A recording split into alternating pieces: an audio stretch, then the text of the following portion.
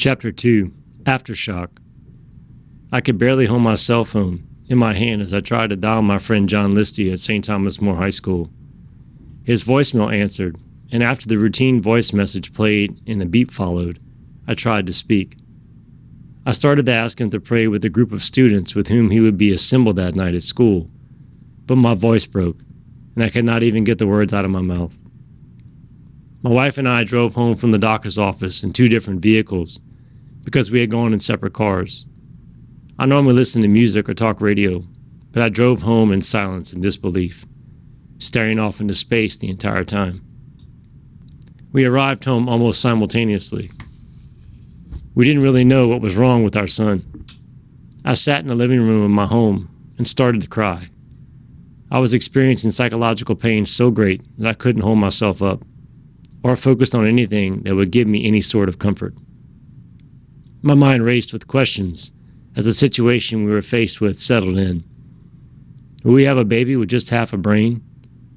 What kind of life would that be for any human being? In desperation, I picked up my cell phone and dialed Father Joe's number.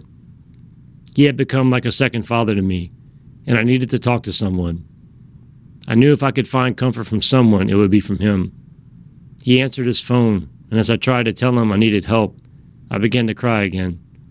He could barely understand what I was saying. Do you need me to come over, he asked. Yes, I replied. Within 15 minutes, he was at our home. When he walked through the door, I hugged him and wept in his arms. Father, something is wrong with my son, I said. I sat on the couch in my living room, and Father rubbed my back as he asked about my immediate thoughts and concerns. I responded by saying I was scared. That is a feeling I had rarely experienced in my life. Fear of the unknown will test one's faith beyond description. How would this affect my marriage? How would it affect my relationship with my older son? Would this destroy our financial ability to pay for our children's planned Catholic education? My in-laws, Randy and Ann Giat, showed up as Father Joe was leaving. Randy thanked him for coming and told him that he appreciated his ministering to us in our time of need. I shook my father-in-law's hand very firmly, a sign of mutual respect and understanding between men. And then as our eyes met, I bent over in tears. In my moment of weakness, we bonded in a way I don't think we had ever bonded before. I know, bud. No matter what it takes, we'll take it on, he said in a calm voice. Just the realization that Ashley and I were not alone was a great comfort to us. My parents, Larry and Peggy Judice, arrived shortly after my in-laws. They had come to drop off our son Ephraim. We tried our best to hide from Ephraim the fact that we were devastated. We acted as though everything was fine. After putting him to bed, we tried to get some sleep. It was a surreal feeling as we turned out the light that night. We were lying next to each other, but our minds were a million miles away. The next day, Ashley wasn't scheduled to work, so she stayed home. Her mom came over to provide comfort and support. They talked about what would be a good name for the new baby, and they also spent a little time shopping to try to get Ashley's mind off of our unborn son. Still, Ashley was anxious as she anticipated the afternoon appointment with the specialist to whom we had been referred. Though I thought about staying home from work that day, I just couldn't. I thought the best way I could serve my family was by doing my job. I also believed being around the students and doing something I loved would uplift me. I figured I could announce to my students that I was going to have another son, but that I knew there was something terribly wrong with him. When we prayed before the start of each class, I would ask them to pray for him. I was hoping to get through the day without breaking down in front of my students. I thought if they saw that side of me, I would lose all effectiveness in the classroom. My first two classes went pretty well, and I managed to hold my composure. My sophomores were very compassionate, and I expected that from them. As lunch approached, I was wondering how I would address my juniors that afternoon. At lunchtime, my principal approached me to ask about my son. He had not seen me during the day up until that point, and said he wanted me to know that the entire community was praying for us and was there to support us. He said he was surprised I had come to work. He had spoken to Father Joe the night before and expected that I would stay home. I told him I'd rather be here with my students than sitting at home thinking about it. As the bell rang to end the lunch period, I was dreading having to teach the next class. My 5th hour class was the roughest group I had that year. A class full of tough guys. Many of them reminded me of me when I was in high school. They were on the verge of manhood and were searching for what manhood is all about. I was there one class in which I did not want to lose my composure. This was the one. If I did, there was no way I would get them on task. On any given day, when this class prayed, I might get a mumbled Hail Mary or Our Father out of them. So before I began to lead prayer that day, I didn't expect much of a difference, even after I would inform them about my son. As they rose to pray, I looked at all of them squarely in the eyes and tried to tell them the same thing I told my previous classes. I felt my emotions rising. I found out yesterday that I'm going to have another son, but I also found out there is something terribly wrong with him. I don't know what your faith life is like, but right now faith is all I got, I said. I then bowed my head and tried to start praying, but instead I broke down and began to sob. There was silence for what seemed like a long time, and then it happened.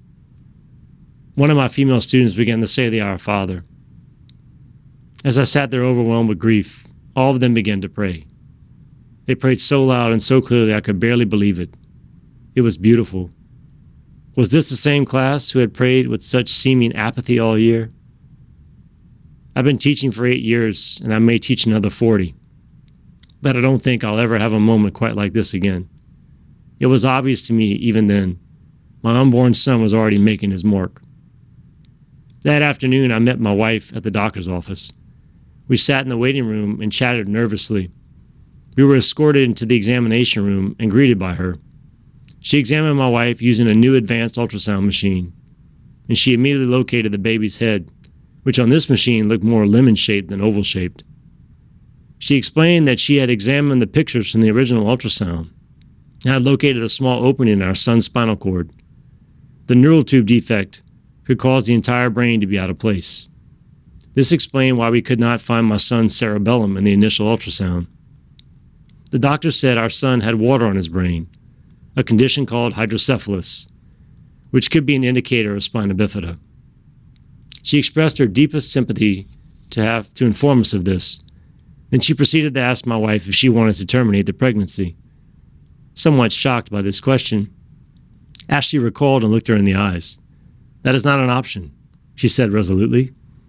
"I apologize if I offended you, but it's my job. I have to ask," the doctor said. She then told us she would like to monitor Ashley for the rest of the pregnancy and would get us some information on spina bifida. Prior to our leaving, she asked one of her nurses to draw some blood from Ashley. She said a blood test would confirm an elevated level of protein, and that this was a routine test taken to confirm spina bifida in a fetus still in the womb. That night, Ashley and I sat alone as she examined the information given to her by the doctor. I sat quietly across the room from her trying to do some schoolwork. Ashley started to cry as she began to read some statistics out loud. 80% of the couples who find out their child has a neural tube defect choose abortion. 75% of babies with neural tube defects are miscarried before 20 weeks of pregnancy. A child with severe hydrocephalus may have several learning disabilities, and depending on the degree of neural tube defect, could be paralyzed from the waist down. His sexual organs could possibly never function properly, and he may never have control of his bowel movements. Ashley looked at me through tear-filled eyes in this moment of human weakness. "I'm going to hell. I'm actually thinking about aborting this child," she said. I stood up, held her by the shoulders, and looked her in the eye. "This is not your fault. It's not my fault. It just happened. God has a purpose for this child, and he has given him to us. We must trust in him the way Ephraim trusts in us," I said. I just knew if we trusted in God the way a child trusts in his or her parent, everything would be okay. I just knew it. We had thrown around a few names for either a boy or a girl, but had not yet decided on a specific one. We wanted something unique. Because we had spent so much time deciding on our first son's name, we didn't want our second son to be shortchanged. Our oldest son's name was biblical, and we wanted a biblical name for our unborn son as well. Ashley wanted to call him Eli. I was okay with that, but I wanted a more solid biblical name, so I suggested Elijah. We agreed on Elijah Paul Judice. Now, when we prayed for him, everyone around us would know him by name.